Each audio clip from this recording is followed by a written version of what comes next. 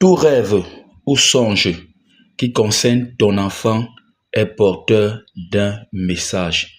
Ne le néglige pas. Il n'y a aucun rêve au hasard qui concerne ton enfant. Ça ne trompe jamais. Ça fait partie des rêves que le monde spirituel montre rarement. Donc, si tu songes, tu rêves, tu vois ton enfant, ne néglige pas ça. Si tu vois ton enfant, il est grand, il sera puissant, président de la République, je ne sais pas trop quoi, ne néglige pas ça. Ce que Dieu veut te dire, c'est qu'il a déposé des dons, des capacités en ton enfant.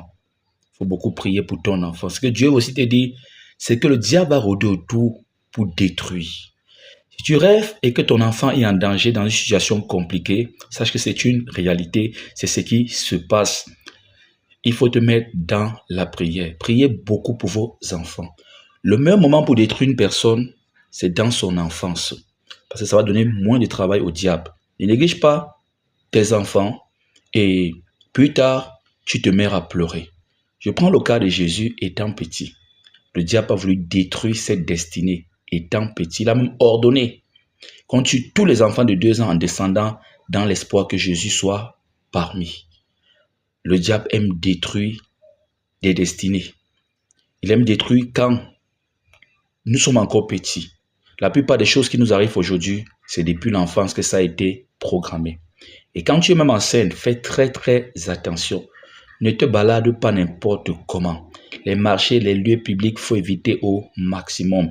Les deuils et autres, vraiment, si ce n'est pas une personne très proche, dont tu n'as pas de contribution, et ne mets pas tes pieds là-bas.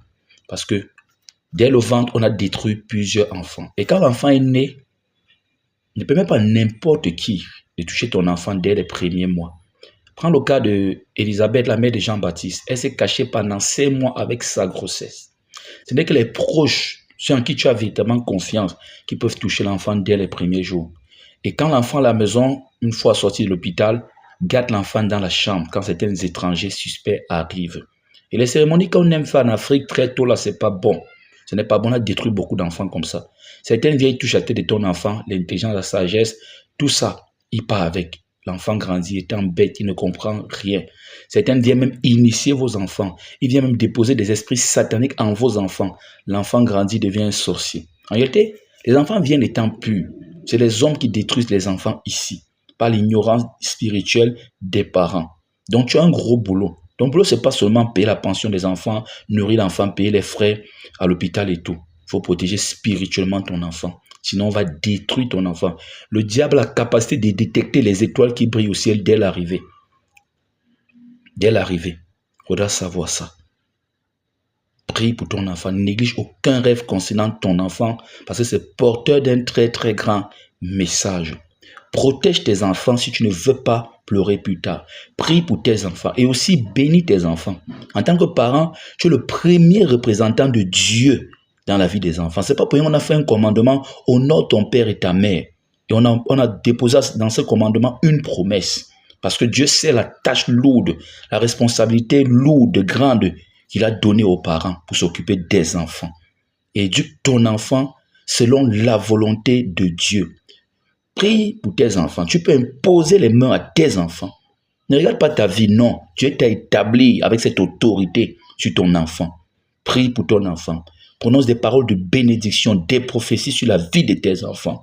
Je t'assure, tu auras moins de travail plus tard. Aujourd'hui, il y a trop de boulot. On prie trop sur nos vies. Toi, mais regarde comment ça fatigue. Délivrance sur délivrance. Les liens familiaux qu'il faut couper. Parce que nos parents n'étaient pas comme Marie et Joseph. Ils étaient aveugles. Ils faisaient des pratiques bizarres. Ils partaient n'importe où. Quand on enseigne, on n'amène pas, on n'entre pas chez le marabout. Déjà, on n'entre pas chez le marabout parce que Jésus-Christ est là pour résoudre tes problèmes. Qu'importe le problème que tu as, la puissance de Dieu est disponible. Il faudra le savoir. Et quand tu enseignes aussi, il faut beaucoup prier. Et regarde tes songes et tout. Parce que lors de l'accouchement, quand tu ouvres tes pieds pour accoucher, c'est là qu'ils font des transferts spirituels. Et ça continue de génération en génération, surtout les femmes. Et quand ils n'arrivent pas, si tu as un esprit fort résistant, toi la femme, toi la mère, qu'est-ce qu'ils font? Vérifie le nombril de ton enfant. Les nombrils qui se referment, après ça s'ouvre subitement, il faut faire attention. C'est parce qu'il va initier directement ton enfant en te sautant puisqu'ils n'ont pas pu t'initier pour que tu donnes à ton enfant. Il faut beaucoup prier. Prie surtout avec le feu. Que le feu brûle ton corps, le feu du Saint-Esprit. Là, tout ce qui n'appartient pas à Dieu va brûler parce que le feu du Saint-Esprit brûle tout ce qui n'appartient pas à Dieu. Fais aussi des prières de purification. Fais des prières de protection. Prie beaucoup. Prie beaucoup. Même quand tu as ton ventre là, tu touches ton ventre, tu pries, tu prononces des paroles de bénédiction sur ton enfant. Mon enfant, tu ne vivras pas ce que j'ai vécu. Mon histoire ne sera pas la tienne. Tu es un enfant de Dieu. Tu es consacré pour le royaume. Sois béni. Aucune malédiction ne sera ton partage. Que le Seigneur te bénisse, que le Seigneur te protège. Et une fois que l'enfant est aussi né, n'oubliez surtout pas ça. Il faut appeler l'homme de Dieu. Soit vous partez à l'église, soit il vient à la maison pour prier, pour consacrer l'enfant au Seigneur. Parce que la consécration est volontaire. On se purifie, on se consacre. Consacrer, c'est se donner volontairement à Dieu. Tu ne dois pas consacrer ton enfant comment? Tu donnes volontairement. Tu choisis que mon enfant, c'est l'enfant de Dieu. Quand tu ne choisis pas, la nature, le spirituel fera le choix à ta place. Et ce choix, parfois, ça tombe, c'est le diable qui récupère. Il faut connaître ces choses spirituelles-là, ces secrets spirituels, pour ne pas pleurer plus tard. Regardez comment nous souffrons. Regardez comment nous allons de combat en combat, parce que nos parents étaient négligents. Ne faisons pas la même erreur avec nos enfants. Rejoins-moi sur Telegram. Va dans la barre de recherche Telegram. Tu tapes apôtre Hervé Mokem. Tu vois ma photo? C'est le bon. Clique dessus. Si tu ne peux pas, ça ne donne pas. Ça dépend des téléphones et des navigateurs. Écris-moi sur WhatsApp pour recevoir le lien. Au plus 237 655 44 92 82 13. Que le Seigneur te bénisse. Ne néglige aucun songe, aucun rêve. Aucun rêve. Quand tu vois ton enfant, que ce soit un bon rêve pour toi ou un mauvais rêve, sache que c'est une vérité. C'est un message.